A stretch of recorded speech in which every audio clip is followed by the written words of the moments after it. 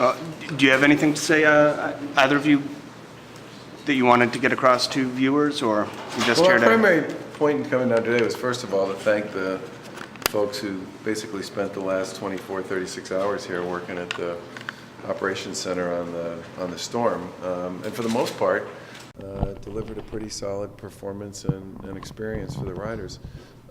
We also wanted to get a sense from them about sort of lessons learned from this experience, and it's pretty clear that having this type of an emergency operations center where you basically have every aspect of the system in one room, and in a position to communicate directly with one another as problems come up and things need to get solved, this turned out to be a really good thing.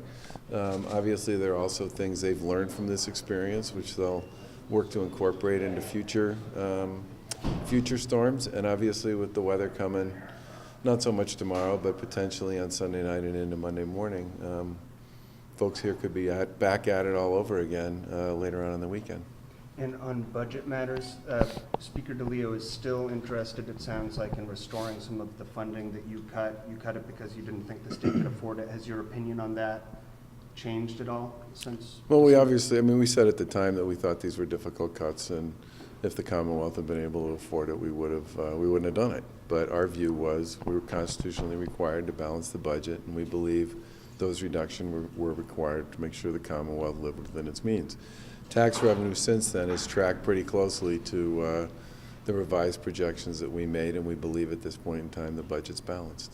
Is there still a hiring freeze in place in the executive branch?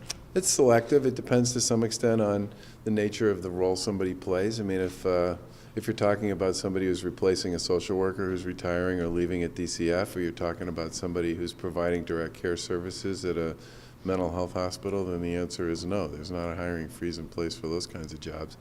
But if they are what I might refer to, or we might call discretionary type positions, we're still managing the headcount pretty aggressively. And I think one of the things that we are both hugely proud of is if you look at the performance across the executive branch of state government, we're operating with a significant drop in the total number of employees we have, and across state government in many cases outperforming what was going on before.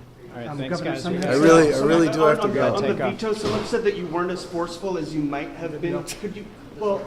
We made our point of view pretty clear on that. We are not in the position of speaking to legislation before we're pretty sure it's going to get to our desk. That's been our position since we took office. It's always going to be our position because you never know as somebody moves through the process what the devil in the details might turn out to be.